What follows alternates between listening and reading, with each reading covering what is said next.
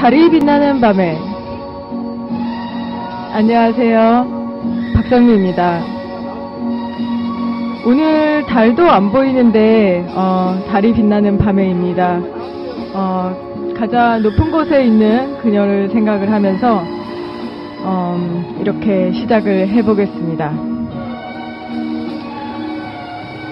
트위터에서 내가 본 가장 빛나는 청춘은 51의 여성 노동자다 라는 글을 보았습니다. 오늘 김진숙 지도위원님과 그 청춘에 관한 얘기 같이 나눠보겠습니다.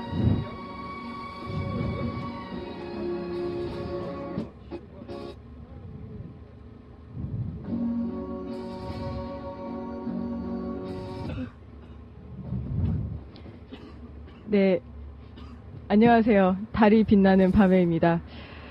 지금 시간이 부족한 관계로 그냥 김진숙 지도위원님과 바로 한번 연결을 해보겠습니다. 네, 지금 전화벨을 올리도록 하겠습니다.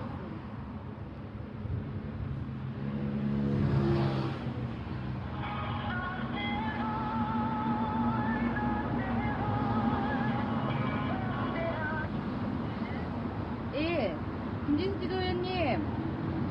네, 지금부터 전화 인터뷰 시작할게요.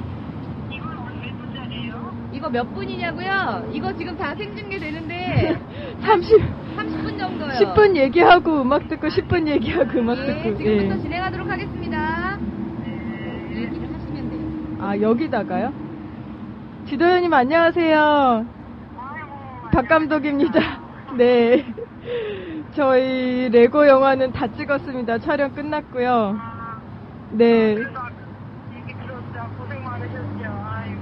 네. 근데 김지도님이 너무 좋아하셔서 특히나 그 주둥이 그린 거 보고 너무 귀엽다고 좋아하셔서 너무 기뻤어요. 진짜 너무너무 귀엽더라고요. 그래. 예. 어떻게 그 본인 캐릭터에는 만족하십니까? 네, 만족. 200% 만족. 예. 오늘은 항상 그동안에 인터뷰 같은 거 하셨을 때 뭐 한진이나 그런 상황에 관해서 실컷 얘기를 하셨으니까 오늘은 달이 빛나는 밤에잖아요. 그러니까 달이 빛나는 밤에 어울리는 그런 얘기들을 나눠보려고 그래요. 좋습니다. 네. 그쪽에는 달이 떠 있나요? 약간 반달. 네. 그때 그 고구마 케이크 같은 37,000원짜리 고구마 케이크 같은 그 달은 거기서 난 26,000원어치를 누가 먹은 네. 그만큼 남아있어요. 아니, 누가 어제 망원경으로 달을 보면 참 희한하다고 그러더라고. 지금 안 들려요, 소리. 예, 잠시만요. 소리가 잠시 장비를 조금만 기다려주세요. 네. 이 라디오가 너무 아마추어네. 원래 그 허접 컨셉으로 신나게 하는 겁니다. 아시잖아요. 시급이네, 시급. 네. 어제 누가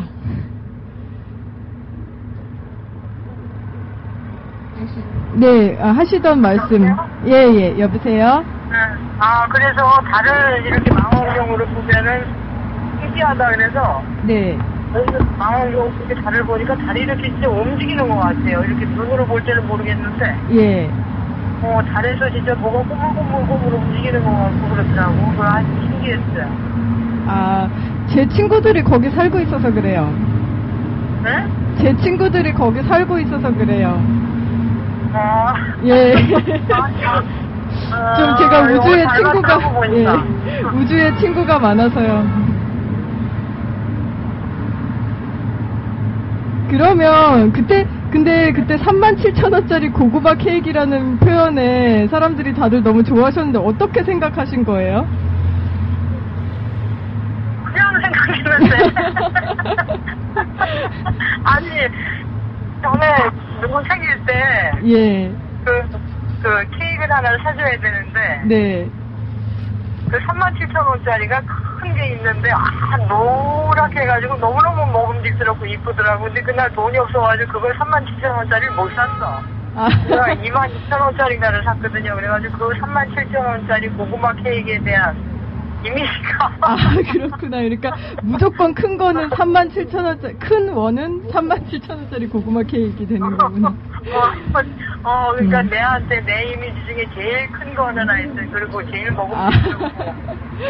네, 그렇습니다.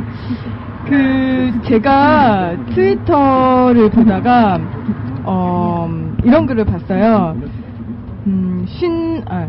트위터에서 내가 본 가장 빛나는 청춘은 50을 간 넘긴 여성 노동자다. 그런 트윗을 봤는데 너무 공감이 되는 거예요. 그리고, 그 트윗을 쓴 친구를 봤을 때, 누구를 가리키는지도 알고. 근데 정말 청춘이라는 거는 저는, 나이가 들어서도 또 어떤 환경에 있었어도 그 정신이 청춘이라고 생각을 하는데 또 김지도님의 글이나 소금꽃나무를 봤을 때 그 어떤 잃어버린 청춘에 대한 그런 얘기 혹은 대학 시절 같은 그 대학 시절에 대한 동경에 대한 얘기도 많이 봤었고 그래서 한번 얘기를 듣고 싶어요. 김지도님을 가장 빛나는 청춘이라고 얘기했을 때의 느낌 그리고 김지도님의 청춘에 대한 생각. 그러니까 저는 이렇게 물론 이제 20대 생물학적인 연령으로는 20대부터 30대를 청춘이라고 얘기를 하는데 네. 그렇게 따지면 저한테는 청춘이 없었어요. 그러니까 21살 때 한진중공업에 입사해서 뭐 철판에 깔려서 병원에 입원하고 손바닥 찢어서 병원에 입원하고 맨날 잔업하고 그때는 뭐 진짜 새벽별 보고 나와서 새벽별 보고 들어가는 시절이었으니까 그러니까 그때 이제 집이 또 멀어서 네. 출퇴근하는데 거의 한 3시간씩 걸렸었어요. 통근버스를 타고도. 예. 그때는 잔업을 8시까지 했거든요. 그럼 집에 가면 이제 거의 10시 다 되는 거야. 그럼 이제 라면, 그때 안성탕면. 예. 소비골로를 썼는데 소비골로는 이게 이제 소름도 많이 나고 올라오는데 시간이 굉장히 많이 걸려요. 그러니까 배가 너무너무 고프니까 소비골로에 물 끓는 시간을 못 기다리는 거예요. 그래가 이제 그때는 그 등산 장비 중에 버너가 이제 이렇게 알콜로 쓰는 버너가 있었거든요. 석유 버너가. 그거는 가격이 굉장히 세요. 거기다가 이제 버너에다가 그 흑배대 라면 2개씩 끓여가지고 이제 먹고는 씻지도 못하고 바로 자고 새벽에 또 5시 15분 송구버스 타고 나와야 되고 이런 생각이 있었으니까 그렇게 5년을 한진중공업 다니다가 26살 때 노동조합 대의원에 출마하고 대공분실 26살 때 그때 출발을 하신 거구나. 그리고 뭐 맨날 출근 투쟁한다고 싸우고 유치장 가고 무료 살고 뭐 이렇게 이제 30대를 그렇게 보내고 그리고 이제 30대는 징역 가고 수배당하고 또 징역 가고 또 수배당하고 뭐 이렇게 하다 보니까 다시 됐더라고요. 대학생은 청춘이라고 할 만한 시간이 정말 단 하루도 없었던 것 같아요. 그 시절에는.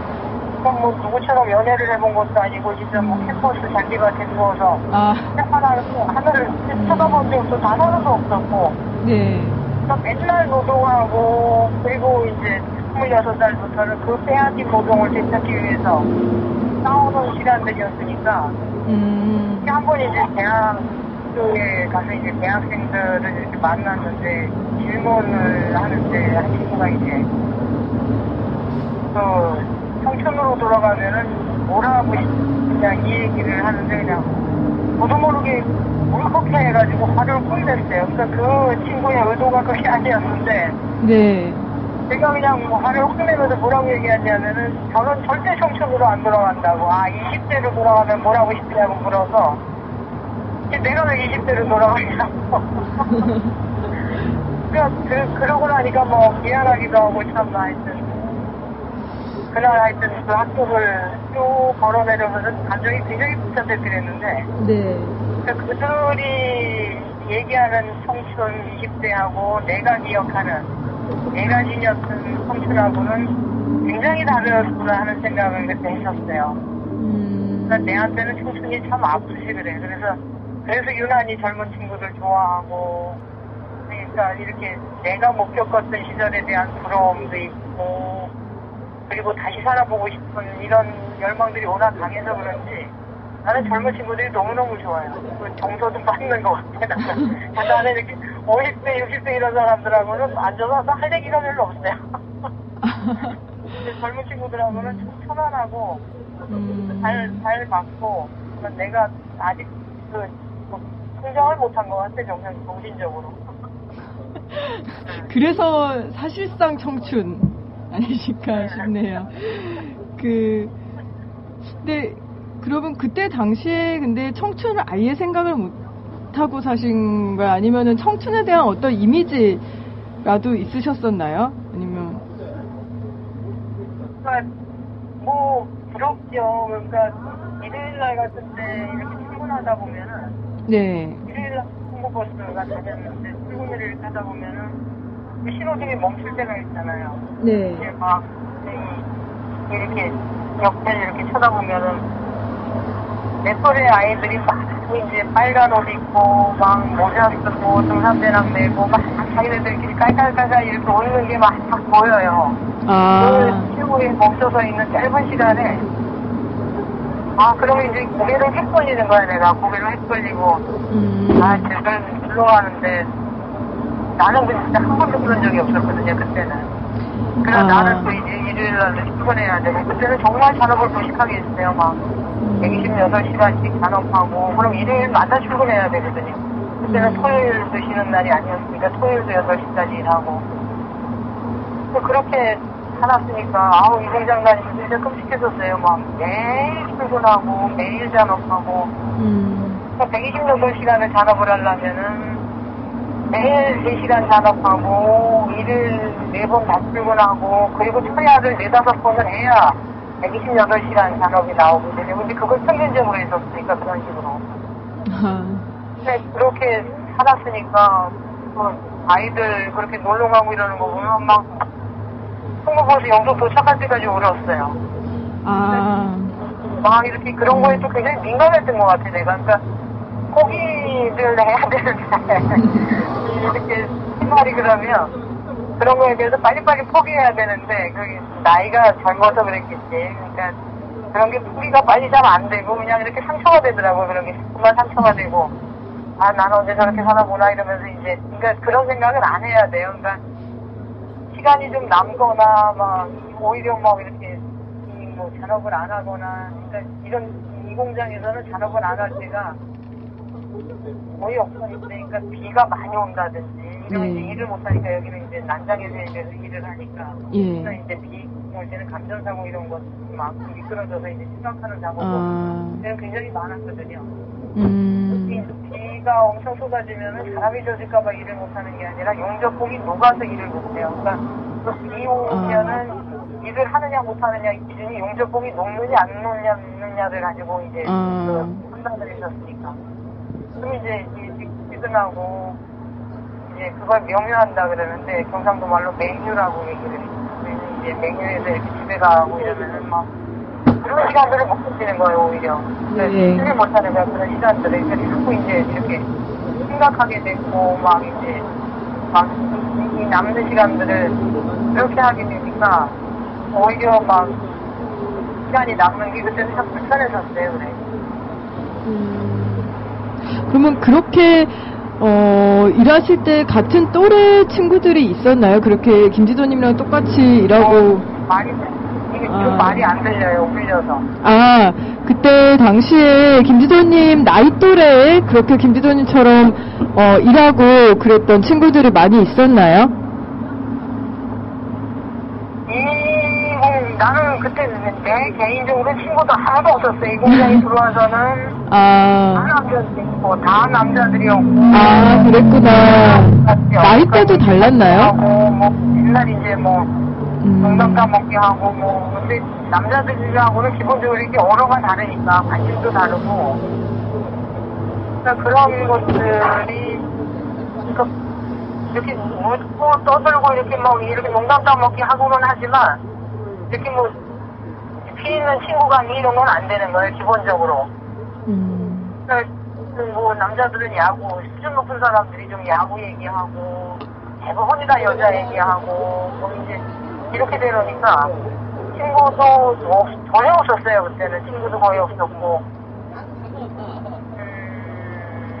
하여튼 그런 어떤 외로움, 그러니까 그때는 하여튼 외롭다 이런 생각을 안 해야 되니까 여기서도 하여튼 그래요. 그러니까 여기서도 이 감정을 관리하는 일이 굉장히 큰 일이거든요. 그러니까 사람들이 뭐가 힘드냐, 추운 게 힘드냐, 더운 게 힘드냐 이런 거를 사람들은 의익 있게 묻고 그렇게 하는데 사실은 제일 힘든 게 예. 감정을 관리하는, 평상심을 유지하는 일이 제일 힘든 일이고 제일 신경을 많이 써야 되는 일이고. 네, 그렇죠. 근데 그때도 그랬던 것 같아요. 우리가 그때는 젊었으니까 훈련피를 감당을 못하고 하여튼 한 번 어떤 생각에 시작하게 되면은 막 진짜 최고점까지 진짜 펄펄 끓을 때까지 네, 생각을 했던 것 같고 이렇더라고. 근데 정말 옳으신 말씀 같아요. 그 감정을 관리한다는 게 중요한데 사실 트위터를 보면서도 굉장히 놀랐던 게 이제 김지도님의 어떤 감정을 관리하는, 어찌 보면 항상 늘 여유롭고 센스 있고, 그러니까 정말 환경이 아니라 항상 네. 전화가 네. 오늘도 안 들려요, 잘 말소리가.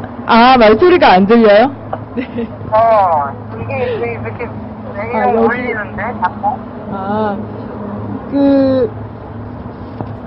네, 정말 말씀하신 대로 청춘이란 거는 정말 감정 상태인 것 같아요. 근데 어느 때보다도 크레인 위에서 그렇게 감정을 관리하는 거를 중요하시다고 하셨는데 정말 그런 것 같아요. 그러다 보니까 이제 그것을 저희가 청춘으로 느끼는 것 같아요. 김지도님이 그렇게 또 젊은 친구들하고도 트위터에서 너무나 활발히 얘기를 잘하시잖아요. 예. 그래서 사실 저도 정말 빛나는 청춘이라고 느꼈거든요. 어떤 그런 감수성이 너무나 이렇게 뛰어넘고, 또 항상 유머 감각과 그런 거. 아까 37,000원짜리 고구마 케이크 같은, 예. 아무튼, 잠시 끊고 또 음악 듣고, 그리고 다시, 초대 손님과 얘기를 계속하겠습니다. 예, 알겠습니다. 네. 전화 끊지 마시고 잠깐 음악 감상하세요.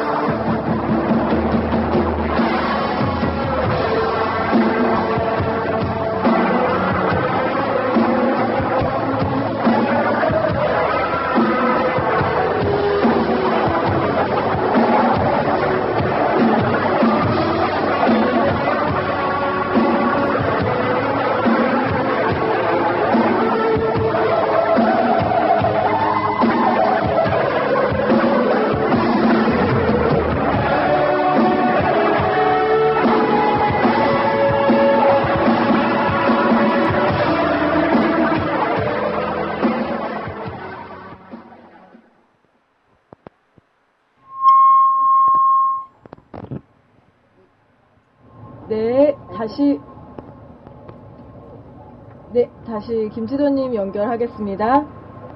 지도님, 네, 다시 반갑습니다. 네, 사실, 부활의 비와 당신의 이야기였습니다. 사실 이 곡은 거의 끝부분에 사랑해라고 절규를 하는 부분이 있는데, 시간상 줄였거든요. 사실 그 부분이 정말 정직하게, 너무나 정직하게 사랑해라고 얘기를 하는 거예요. 근데 항상, 저는 사실 지도님을 보면서 이상하게 그런 사랑이란 단어를 되게 많이 떠올렸어요. 어찌 보면 그 연애나 그런 거를 떠나서 어떤 정말 폭넓은 사랑에 대한 느낌을 많이 받았었습니다. 그리고 이제 사실 제가 궁금했던 게 날라리들이 처음 갔을 때 있잖아요. 네, 그때 이후로 김지도님 트위터의 분위기가 많이 바뀌었다 이런 얘기가 있었거든요. 네. 근데 사실 어찌 보면은 저희는 날라리라는 게 잘 안 맞을 줄 알았어요. 이런 노동운동이나 이런 거에. 그러니까 원래 이제 노동 활동이나 운동을 하시던 분들은 정말 많이 공부를 하시잖아요. 많이 공부를 하는데 정말 아무것도 모르는 이제 철없는 날라리들이 어떤 분은 이런 표현을 썼었어요. 날라리들이 적색 그 노동 투쟁을 분홍빛으로 물들였다 이런 얘기도 했었는데 그것을 반갑게 보는 시선도 있었고 또 그래서 좋게 보는 시선도 있었는데 일단은 김지도님은 저희들을 되게 칭찬을 해주셨었다는 거, 되게 좋아하시고 반기셨었다는 거. 어찌 보면 낯선 존재인데 어떻게 그렇게 날라리들을 좋아하시고 또 받아들이게 되셨는지. 그때 김여진 님이 칼럼을 쓰셨던 거에 그런 얘기가 있었잖아요. 그러니까 나는 내 삶을 오해하고 있었다. 나는 날라리였다. 네. 그 말에 아주 공감을 했었어요. 그래서 날라리들을 보고 신나더라고. 사람들이 신나고. 그러니까 그동안 내가 속해 있었던 조직 운동 그러니까 굉장히 달랐죠. 그래서 그거 가지고도 이제 트위터상에서 논란이 좀 뜨거웠고. 네. 그러니까 이 운동을 하는데 이런 아주 그동안 우리는 굉장히 결연하게 운동을 해왔잖아요. 비장하게 막. 예. 집회 문화들도 그렇고 이 고공농성이라는 것 자체가 굉장히 비장한 운동이잖아요, 사실은. 네. 저도 하여튼 날라리들 그때 4월달에 오기 전에는 사실 굉장히 비장했었고, 그러니까 그동안의 그런 어떤 특성들, 이런 문화들, 이런 것들이 굉장히 이제 크게 지배받았었는데, 네. 그날 날라리들 보면서는 내 삶에 어떤 굉장히 강한 충격이었었어요. 정말요? 그러니까 정말 색다른 사람들을 본 거죠. 그동안에 내가 지금 30년 가까이 노동운동을 해오면서 봐왔던 사람들하고 질적으로 종이 다른 사람들을 종이 다른 처음으로 접했던 건데 근데 나는 그게 굉장히 편했었어요. 편하고 그런 어떤 웃으면서 끝까지 함께 이 말도 너무너무 깊이 공감했었고 운동이라는 게 그렇게 처절하고 비장하고 물론 이제 우리가 처한 현실들이 그런 것들을 당시하는 시간이지만 그렇다고 웃을 수 있는 이런 것들이 오히려 지속적으로 이런 관계들을 가능하게 하는 게 아닌가 하는 생각을 했었고 그 믿음에는 지금도 변함이 없고 아마 날라리들이 아니었으면은 저는 아직도 여전히 비장했을 것 같아요.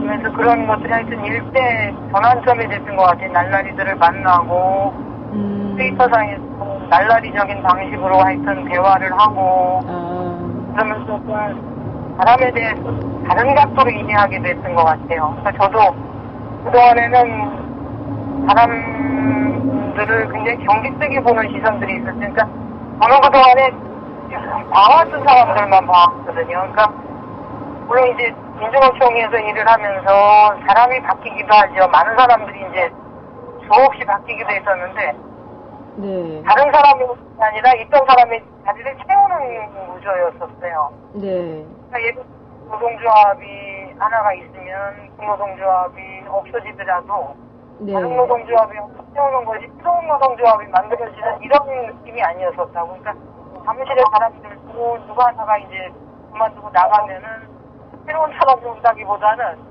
있던 사람의 자리를 채우는 방식으로 지금 이제 유지가 되는 거니까 그 사람의 어떤 장점이라든지 그 사람만의 어떤 독특한 이런 게 있을 텐데도 불구하고 그런 것들이 살아나지를 않는 구조였었어요. 조직 문화 자체가.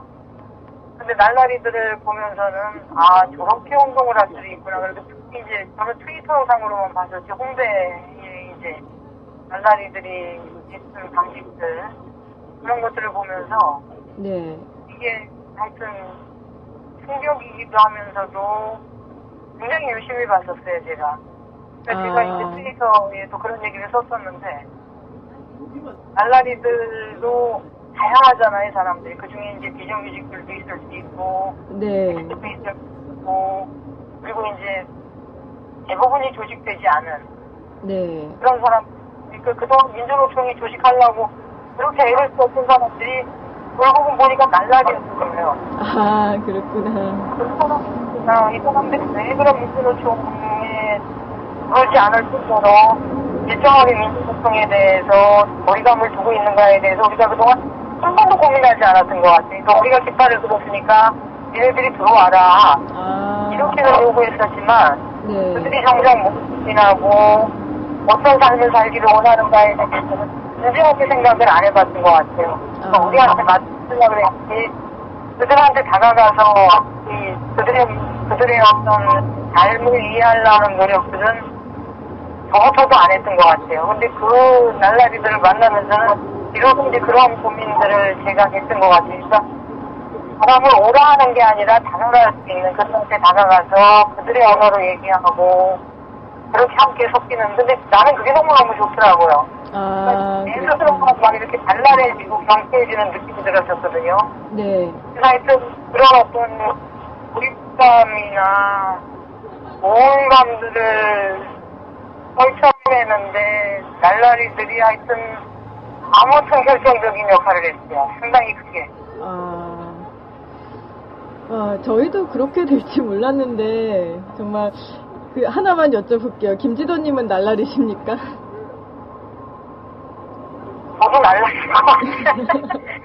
그게 편하고 네. 어떤 거에 대해서 뭐 아주 가차없이 박수 치고 막 신나고 이러는 거 보면 네. 그러니까 나도 비장한 거 싫어요. 그렇구나. 사실은 솔직히 말하면 딜레마가 좀 있었다고 해야 되나? 그거는 달리 뭐 공개적으로 얘기한 적은 없었는데 아마 저나 뭐 같이 다니던 뭐 직업도 의사인 사람도 있었고 약사인 사람도 있었고 그리고 편하게 잘 다니는 대학생도 있었고 어찌 보면은 되게 자본의 혜택을 그냥 잘 누리고 살던 사람들이었을 수도 있거든요. 일반 시민 그리고 노동을 몰랐던 사람들.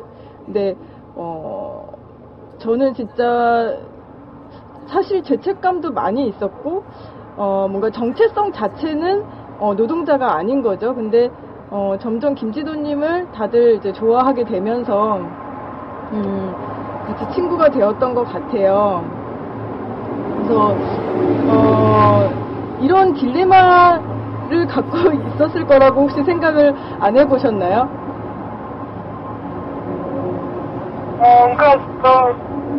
트위터를 이렇게 보면 기미하에 네? 낮에는 또 소리들이 오가고 예. 근데 나는 날라리들이 또 너무너무 신기했던 게 네. 그러니까 평상시에 나 같으면 그러니까 날라리들을 만나기 전에 나였으면은 그런 대화들에 대해서 아마 단 한 번도 귀 기울이지 않았을 거예요. 얼마나 쓸데없는 소리들을 짓거리면서 사나 이제 이렇게 실망하고 뭐 심지어는 흘려듣지도 않았을 텐데 네. 그런 대화들을 그러니까 내하고 하는 대화들이 아니라 자기네들끼리 이렇게 이제 오고 가는 대화들을 이렇게 보게 되고 듣게 되고 그러면서 저 사람은 지금 좀 어떤 생각을 하게 될까를 이제 여기서는 생각할 시간이 많으니까 네. 이제 생각을 하게 되는 거예요.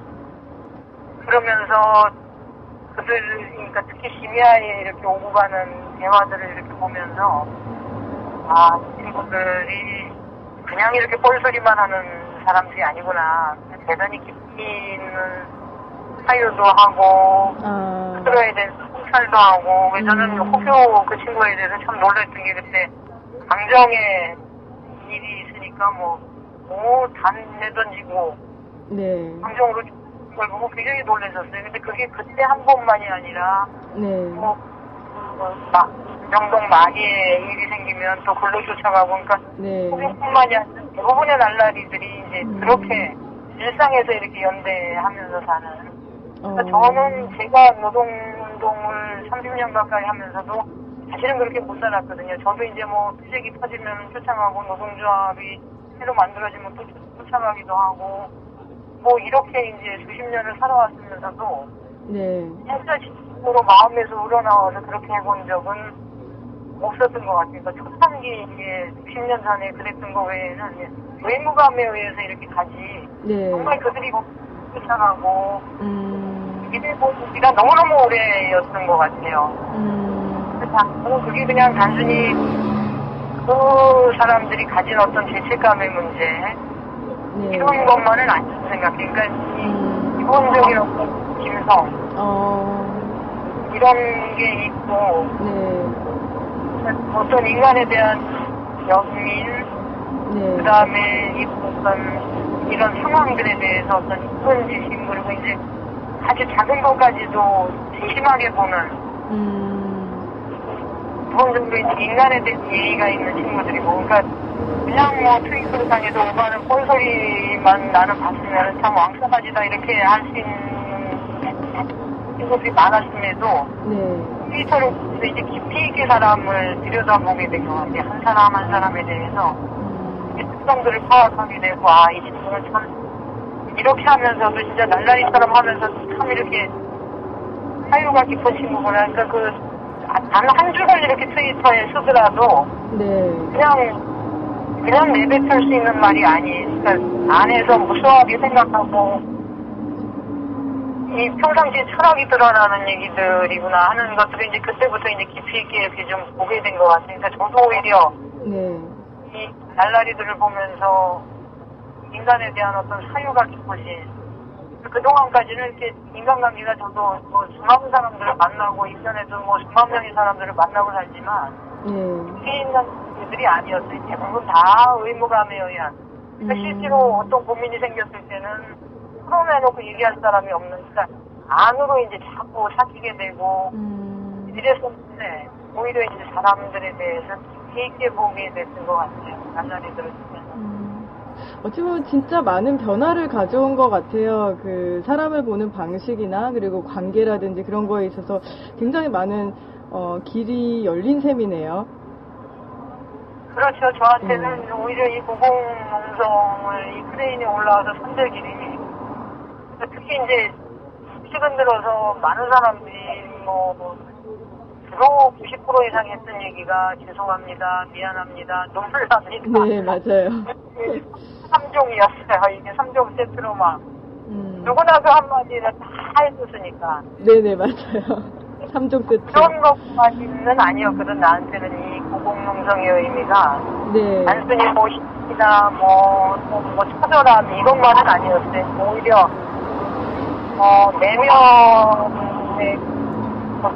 내면에 눈이 생긴, 내 자신을 들여다보게 되고, 특히나 이제 사람에 대해서 깊이 있게 들여다봤던 중요한 얘기였어요. 그러니까 이게 고공농성이 아니었으면 평생 트위터를 할 일이 없었을 것 같아요. 그러니까. 기계 공명에 대한 이런 거부감들이 있기 때문에 나는.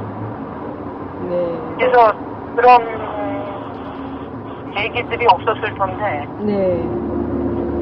이게 굉장히 나한테는 고공농성이 굉장히 뜻깊은 시간들이에요. 그러니까 단순히 이게 죄송합니다, 미안합니다, 이럴 수 있는 문제는 아닌 것 같아요. 맞아요. 네, 저도 그렇게 생각합니다. 그러면은 김지도님이랑 마파를 하려면은 철학이 있고 생각이 깊고 삶에 대한 자세가 있고 그렇게 살아야 된다. 네, 마팔 기준 그렇습니다. 네, 밤이 깊어서 이제 달이 뜬 밤인데도 달이 없어지려고 하는 이제 달도 없는 밤에로 넘어가야 되거든요. 다음 프로그램이 달도 없는 밤이에요. 네. 그리고 이제 네.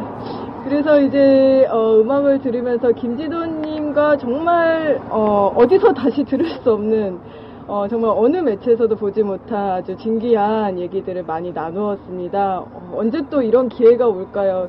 지금 300일이기 때문에 어찌 보면 300일이 좋지만은 않은 숫자지만 이렇게 자리를 마련을 하게 돼서 김지도님과 이런 허심탄회한 얘기를 나누게 되어서 정말 기쁩니다. 저도 기쁩니다. 네, 그러면은 달이 떠 있으면 달과 얘기를 나누면서 또 좋게 잠을 드시고요. 네, 곧 또 영도로 찾아뵙겠습니다. 네, 알겠습니다. 네. 안 기다려도 올 거라는 거 아니까. 네, 어쩔 수 없이 갑니다. 무슨 빨대 같아요. 그냥 끌려서 갑니다. 그러면은, 네, 김진숙 지금 크레인 위에서 300일째, 고공농성 중이신 300일째 크레인 위에서 살고 계신 김진숙 지도위원님과, 대화 잘 나눴습니다. 감사합니다. 네, 고맙습니다. 네.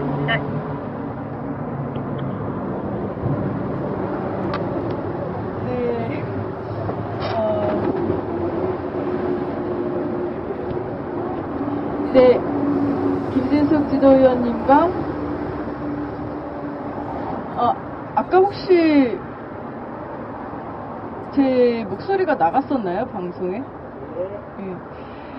네, 김지도님과 진기한 대화 잘 나누었습니다. 그동안에 생긴 변화, 그리고 정말 그동안에 운동을 해왔던 그런 삶과 정말 달라진 얘기들, 그리고 또 내면적인 생각들, 그리고 청춘에 대한 생각들 잘 얘기 나눠봤고요.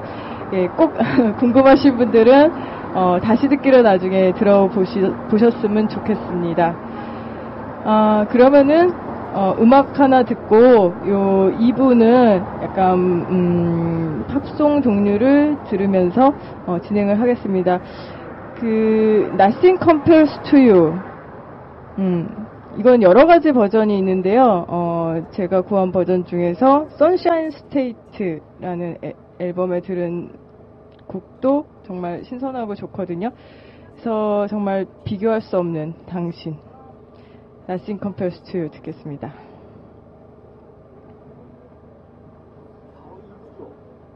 네. 네.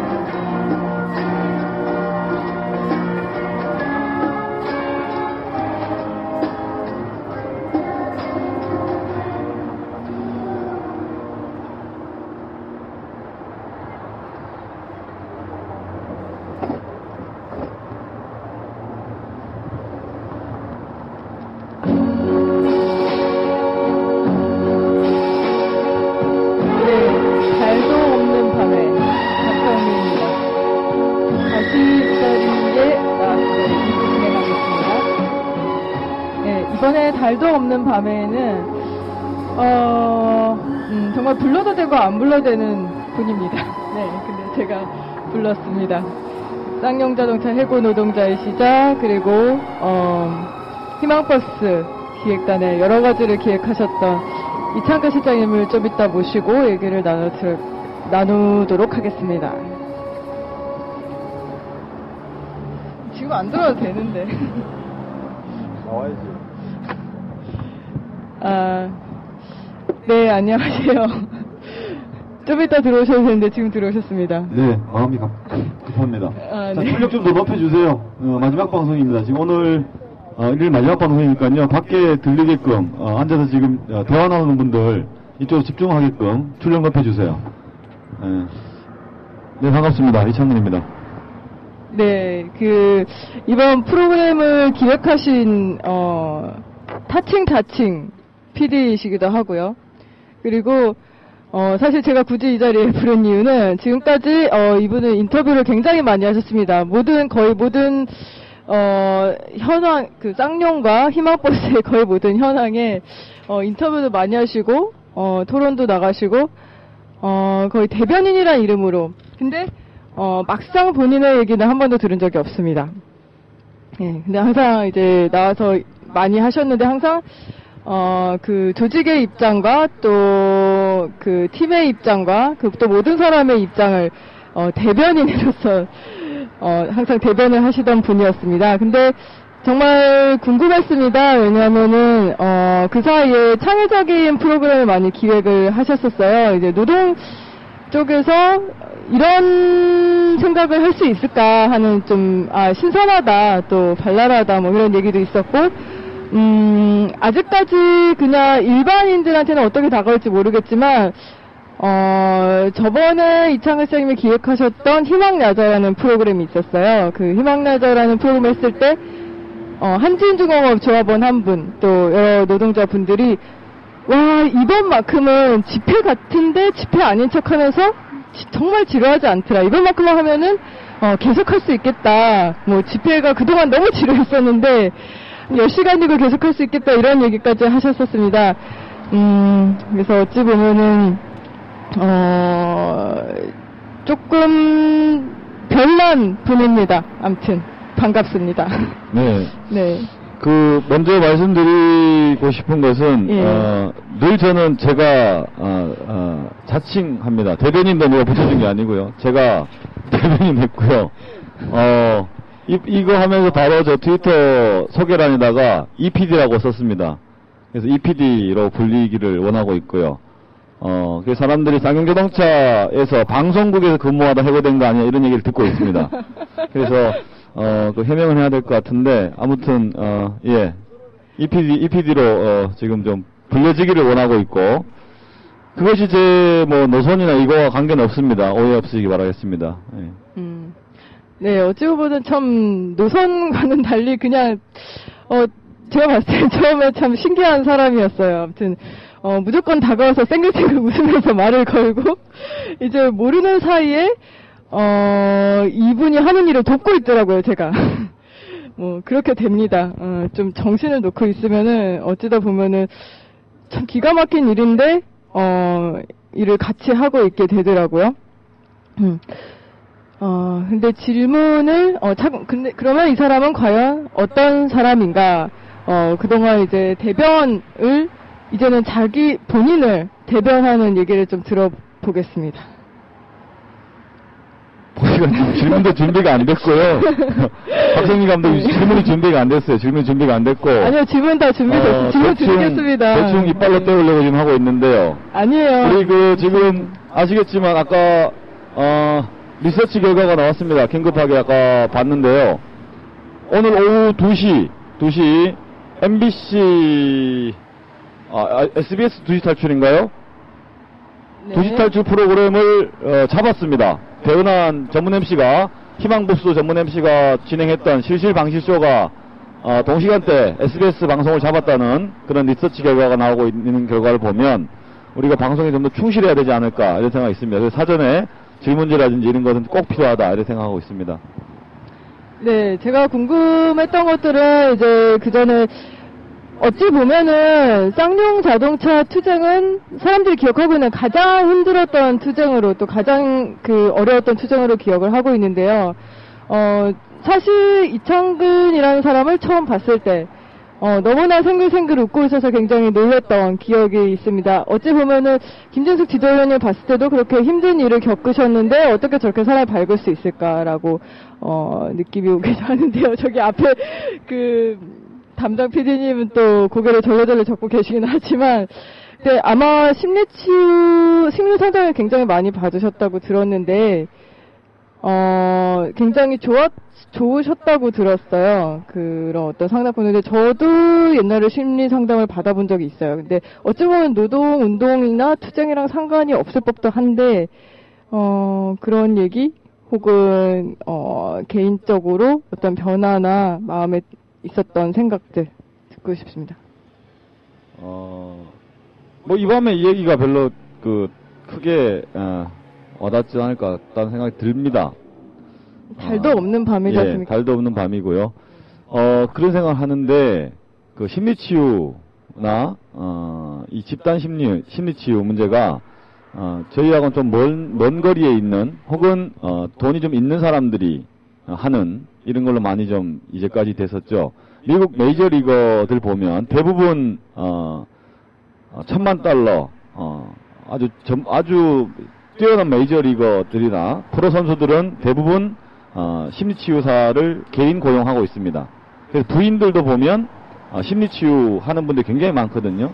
그것이 표현한 바가 뭐냐면 심리치유라고 하는 것은 투쟁하든 아니면 운동을 하든 하든 이 삶에서 굉장히 중요한 부분이다라고 생각을 해요. 우리가 달걀이 숨구멍이 있지 않겠습니까? 달걀 딱 깨물 때 이제 딱 손구멍을 딱 내서 먹는 것처럼 아무튼 삶에서 숨구멍의 역할을 심리치유가 해주고 있지 않겠느냐. 쌍용자동차 심리치유가 뭐 그런 역할이었던 것 같고요.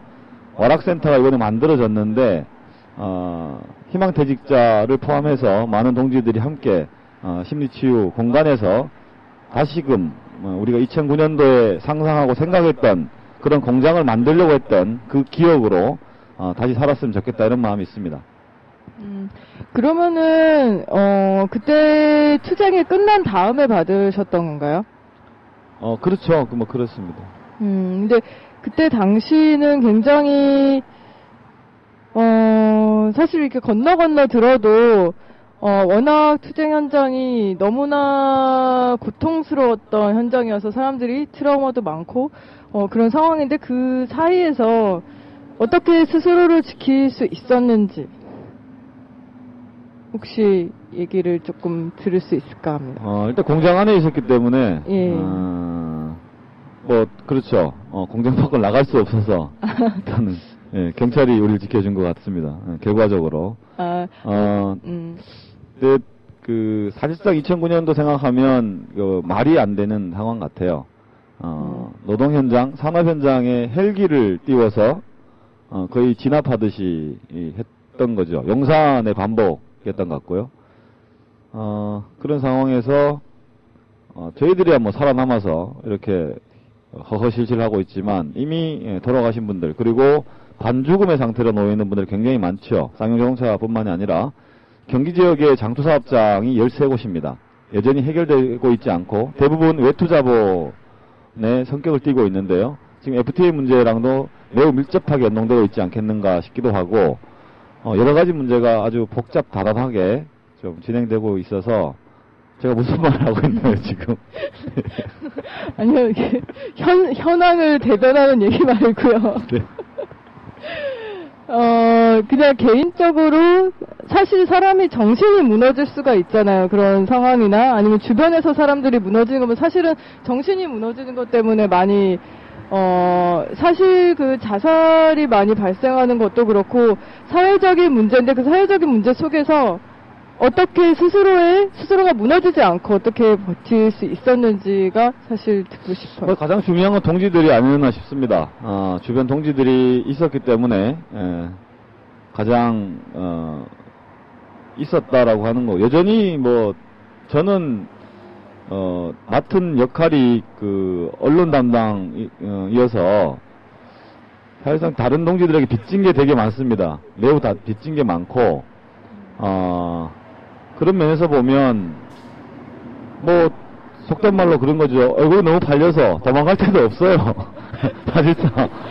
제가 뭐 도망가서 뭘 하겠습니까? 예, 도망갈 데도 없고요. 예, 이 바닥에서 이렇게 굴러 먹어야 되지 않겠느냐. 다만, 굴러 먹더라도 좀 제대로 굴러 먹어야 되지 않겠는 고민이 있어요.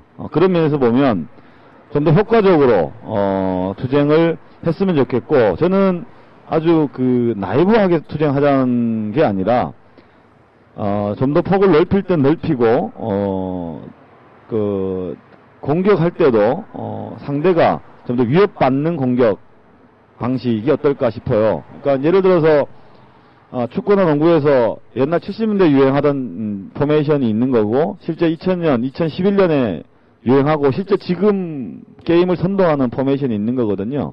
그런 차원의 문제 정도지, 그것이 일각의 오해처럼 아주 나이브한 투쟁을 지향하거나 이런 건 아닙니다. 예. 예. 그리고 아무튼 최근에 소금꽃 찾아 천리길을 기획을 하셨었잖아요. 그때 2차 희망버스 가기 전에 소금꽃 찾아 천리길에서 평택에서 부산까지 걸어간다는, 열흘 동안 걸어간다는 무려 무지막지한 그런 상상을 했는데, 설마 이거 진짜로 걸어가나 싶었는데 정말 걸어가시더라고요. 정말 걸어가셨고, 그리고 그 다음에 기획한 것이 한진 본사 앞에서 열흘 동안 하는 사람들이 자발적으로 참여한 주경야독, 그리고 그 다음에 또 어떤 작품이 있었죠? 희망야자.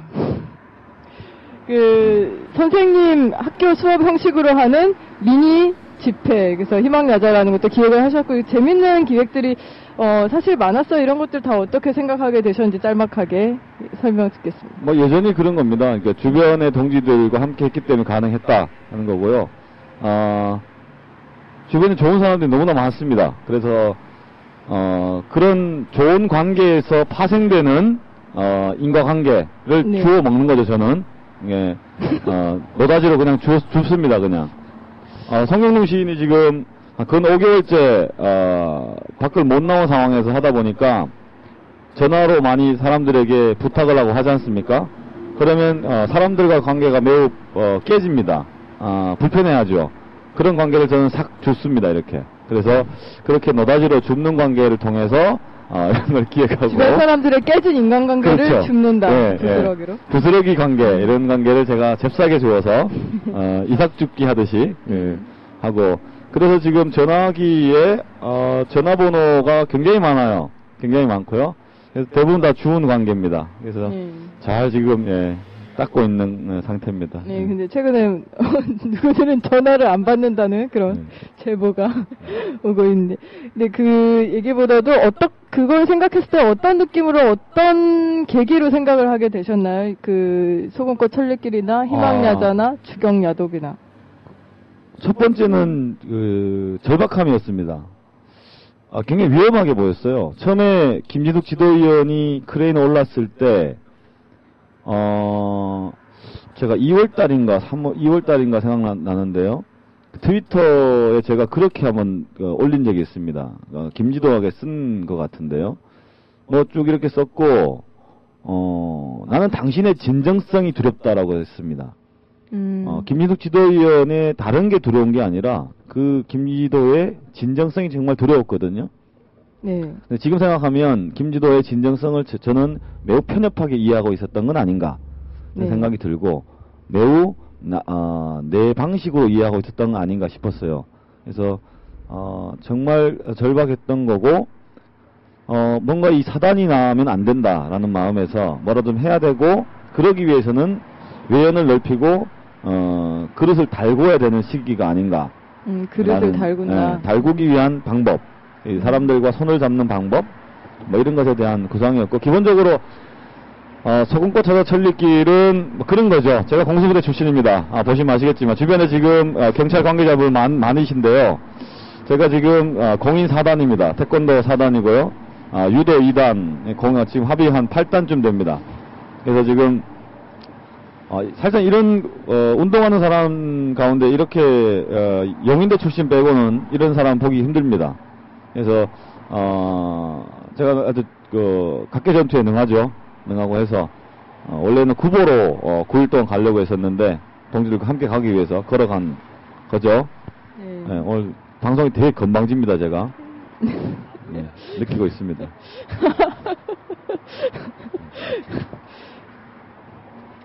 예, 그래서 희망야자를 생각했을 때도 거의 희망야자 하기 한 이틀 전에 생각을 하셔서 갑자기 이렇게 생각을 하셨던 것 같은데.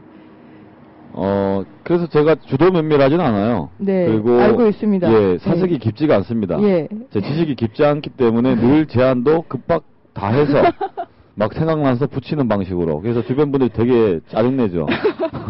저 새끼인데 걸리면. 예, 근데 그건 정말 제가 동지들에 대한 배려가 없는 게 아니라 제 생각의 깊이가 얕습니다. 얕아서, 예, 생각나는 대로, 하고, 중요한 건 사람들의 마음은 다 있는 것 같아요. 있는 것 같고, 거기서 만들어지는 거 아닌가 싶습니다. 그러니까 그때 그 주경야독의 아이디어는 또 어디서 얻으셨는지. 사실상 지금 희망버스, 그리고 이제 하는 거 보면 철학적이거나 여러 가지로 보면 참 말이 안 되죠. 네. 주경야독, 글자 그대로 주간에는 경찰과 야간에는 독한 모기와. 이 말이 되는 겁니까? 말이 안 되거든요, 원래는. 말이 안 되는 거 그냥 막 어거지로 가는데 고맙게도 많은 분들이 그 단어나 그것이 중요한 게 아닌 것을 아는 거죠. 네. 여기 한진본사에서 주경야독 할 때 정말 느꼈던 것은 취약 시간대, 토요일 야간이라든지 일요일 새벽 시간대, 비 오는 날, 특히 이런 때 많은 분들이 오셨거든요. 네. 그걸 보면서 이 껍데기는 중요한 게 아니구나. 포장은 지금 보십시오. 우리 희망 부스라고 해가지고 이게 말이 됩니까 이게? 스티로폼 잘라가지고 막 만들어 놓은 건데 그래도 많은 분들이 좋아한다고 느끼는 것은 아마 형식이나 이런 게 아니지 않겠는가 이런 생각이 좀 있습니다. 네. 그래서 희망의 라디오 지금 이것도 기획인데 아무튼 어찌 보면 진짜 별난 기획이에요. 쉽게 이렇게 생각할 수 없는 기획들인데, 그때 희망야자도 그렇고, 이쯤에서 잠깐 설명을 드리자면은, 그때 주경야독은, 소금꽃 찾아 천리길은 많이 들어서 아시겠지만, 주경야독은, 3차 희망버스 전에 한진본사 앞에서 열흘 동안 24시간 릴레이 1인 시위를 했습니다. 모든 사람이 1시간씩. 그러니까 그 모든 1시간이 한 사람씩 채워져야만 이루어질 수 있는 건데, 처음에 정말 준비도 되어 있지 않았고, 일단, 정말 24시간을 다들 이렇게 버틸 수 있을지, 어쨌거나 한두 사람은 붙어 있어야 되는데, 2사람밖에 없는 거예요. 그래서 이게 과연 가능할지 그랬는데, 기적처럼 한 명이 떨어졌어요, 하늘에서 떨어졌고, 그래서 같이 붙어 있어 주면서, 정말, 아무도 그 열흘이 다 채워져 있지가 않았는데, 사람들이 정말 자발적으로 많이, 참여를 해주셨었습니다. 그리고, 희망야자는 학교 수업처럼, 옛날 교실 학교 수업처럼 집회를 진행하는, 또 신선한 방식이었고요. 그리고, 지금 바로 5일 만에 준비한 라디오 방송, 제가 어느 방송 작가한테 이것을 보여줬더니, 와, 이것이 과연 가능하냐 할 정도로 5일 만에 준비한 라디오 생방송, 이런 것을 기획을 하셨는데, 그러면 제일 궁금한 게, 이 프로그램을 생각하시게 된 계기는? 특별하게, 지금, 한진교섭이 계속 교착 상태, 혹은, 국회 공고안이라고 하는 최소치조차도, 회사가, 조남호 회장이 지금 걷어차는 국면이기 때문에, 그리고 노동자대회, 전국 노동자대회가 12, 13일 서울에서 열리는 거고요. 네.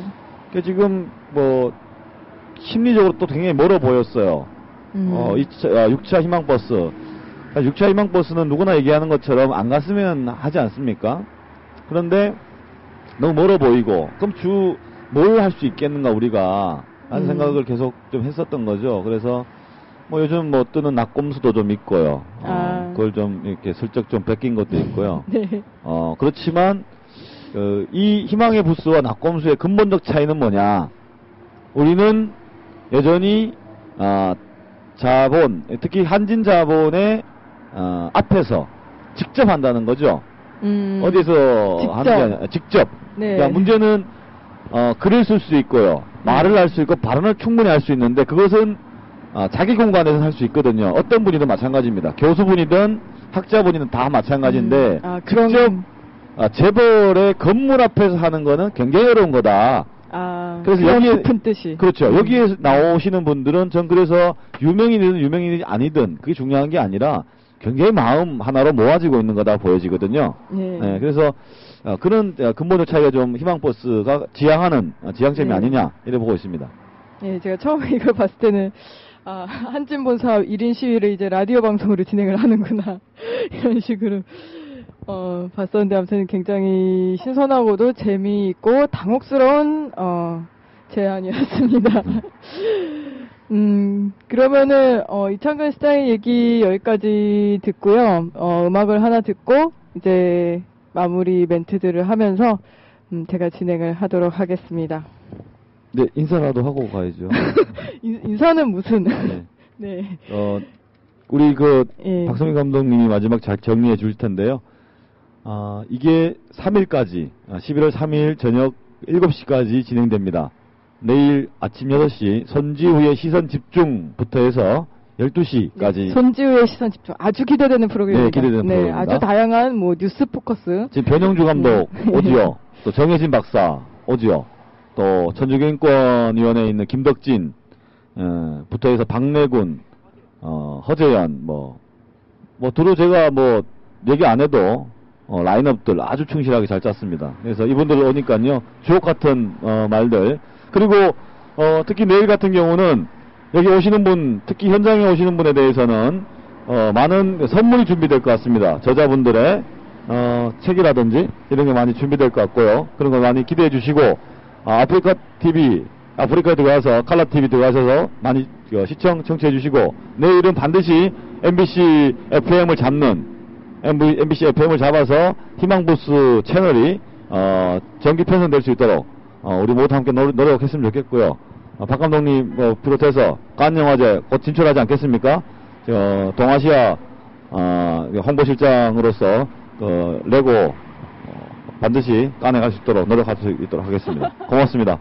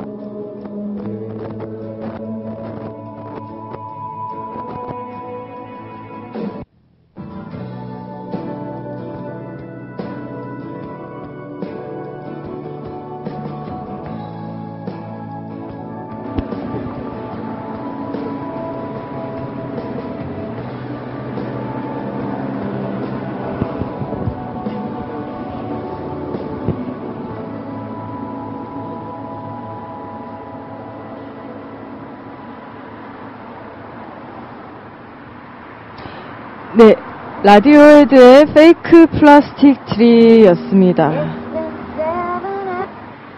네, 라디오헤드의 페이크 플라스틱 트리 감상했습니다. 이쯤 돼서 잠시 제가 이 방송을 진행하기 전에 트위터에서 도단구구님이 라디오 방송에 성민님을 초대해서 레고 스탑모션 제작기를 듣고 싶다라는 말씀을 해주셔서 기왕 제가 이렇게 앉은 김에 저는 또 DJ로 출연해서 또 게스트로 출연하면 또 민망하니까 네, 앉은 김에 얘기를 잠시 드리자면 이제 또 부탁이 올라와서 레고 스탑모션은 일단 지금 촬영이 다 끝났고요. 추가로 몇 장면을 찍었습니다. 그래서 이제 곧 완성본을 보시게 될 거고요. 처음에 사실 이게 신기했던 게 거의 스텝이 사실은 많지는 않아요. 고정 스텝은 많지가 않고요. 사실 미술 감독님 그리고 저 빼고는 영화 쪽에 경험이 전무후무한 사람들이 스텝으로 같이 했다는 사실이 좀 특이합니다. 그래서 미술 감독님은 트위터로 갑자기 하시겠다고 자기가 뭐 도와줄 거 없냐고 딱 멘션이 왔어요. 생각도 못했는데 근데 알고 보니까 괜찮은 좋은 영화들을 엄청 많이 하신 분이더라고요. 뭐 삼거리 극장이라든지 여행자라든지 좋지 아니한가라든지 그런 영화를 하셨던 정말 프로 미감님께서 붙어주셨어요. 그래서 저도 굉장히 놀랐고요. 근데 부르지 않았는데 정말 자발적으로 멘션을 보내고 처음에는 조그만 일을 도와주려고 오셨는데 거의 모든 그 레고 스탑모션에 나오는 모든 경찰 차벽 무슨 카메라 그리고 물대포까지 물대포 등등은 미술 감독님의 작품입니다. 그리고 이제 레고 그 크레인 같은 경우는 확실히 그냥 만들어지는 게 아니더라고요. 레고도. 근데 마침 제 친구 중에 이 친구 외국인인데 레고로 영화를 단편 영화를 하나 찍었었어요. 이 친구도. 네, 레고가 등장한. 그래서 아주 어렸을 때부터 많이 만들었다 그러네요. 레고를. 그래서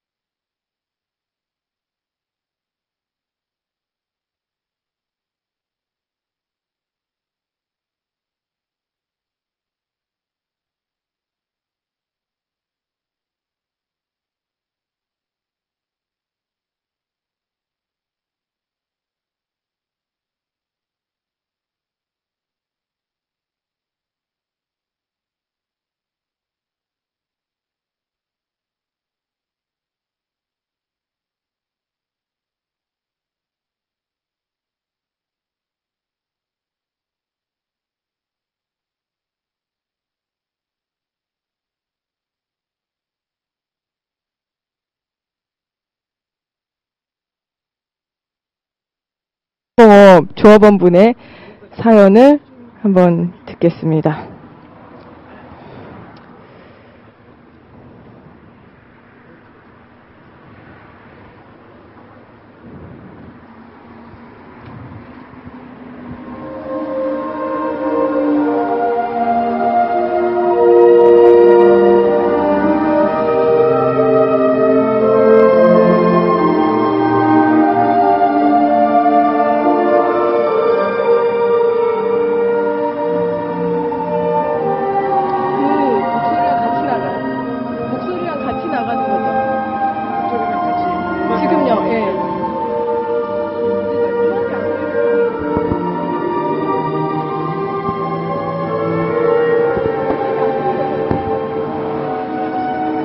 그래요? 6월 27일 한지중공업 강제 집행이 끝나고 저는 크레인 위에 형님들과 함께 남아 있었습니다. 김지도님 혼자 두지 않기 위해 12명이 남아 있었습니다. 며칠이 지나고 문자를 받았습니다. 암 투병 중이신 아버님 내일 수술 들어간다는 문자였습니다. 순간 아버님을 볼 기회가 마지막이 될지도 모른다는 생각이 들었습니다. 크레인 중간층. 처음엔 14명이었는데 한두 명씩 빠져나오고 있었습니다. 형님들이 내려가라고 해서 내려간 친구들도 있었고, 그런데 한 형님께서 저를 붙들었습니다. 니 안 내려가면 안 되나. 순간 죽을 것처럼 괴로웠습니다. 안 내려가면 안 되나. 저만은 남아있길 원하시더라고요. 그런데 결국 내려오게 되었습니다. 정말 아버님을 마지막으로 보게 될지도 모른다는 생각에 비밀리에 몇 분께 사정을 말씀드리고 내려왔습니다. 내려온 동안 크레인을 한 번도 쳐다볼 수가 없었습니다. 아버님 수술을 무사히 마치고 바로 한진 앞으로 돌아왔습니다. 열심히 하자고 다짐했습니다. 그러던 어느 날 저녁 집회 때 처음으로 제가 사회를 보았습니다. 보통 저녁 집회는 금속노조나 지부장 등 외부에서 사회를 보아주는 게 통상적이었습니다. 그런데 제가 직접 사회를 보던 날 한 통의 문자를 받았습니다.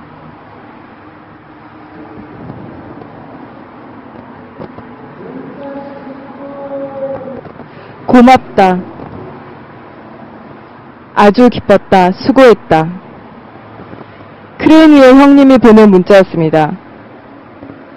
바로 그게 우리가 평소에 바랬던 것이었다. 수고했다. 정말 고맙다. 저는 그날 혼자 남몰래 울었습니다. 펑펑 울었지만 펑펑 울었다고 말하기엔 너무 부끄럽습니다.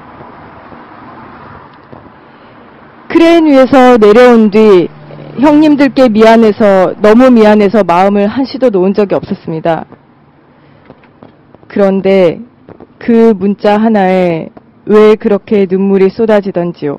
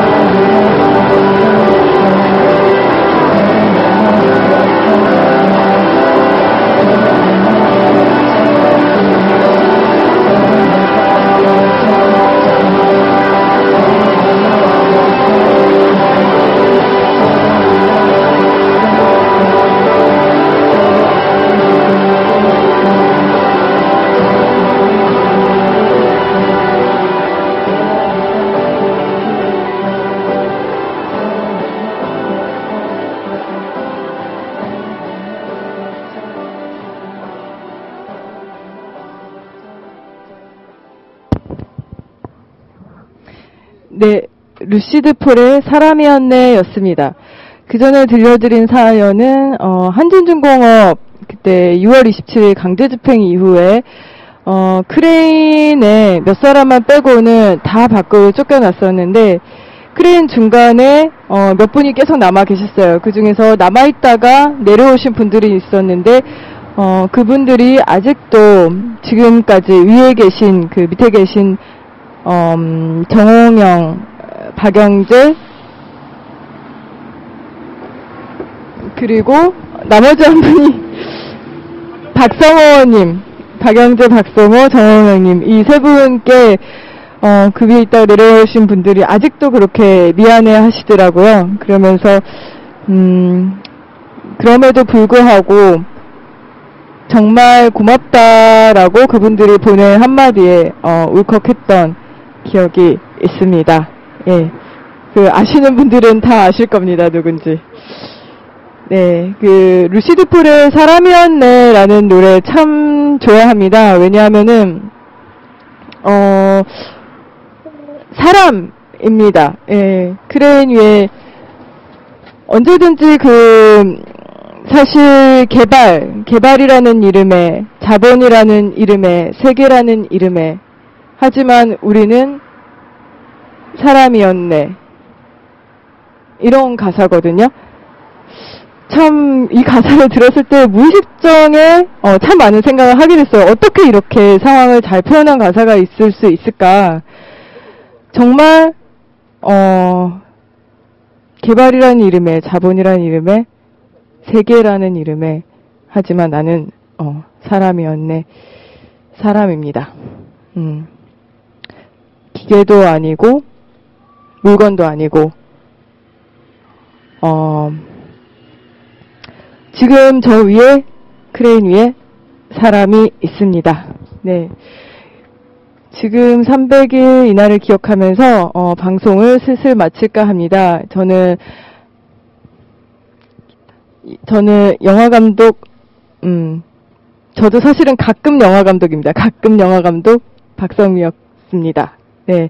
좋은 밤 되시고요, 여러분. 달도 없는 밤에 이만 마치겠습니다. 안녕히 계세요.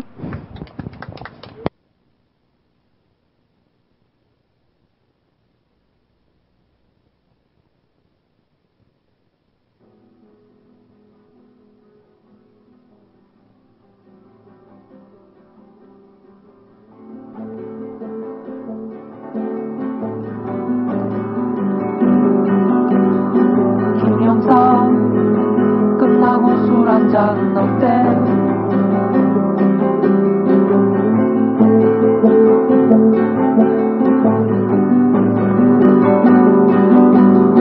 김영삼 끝나고 술 한잔 어때?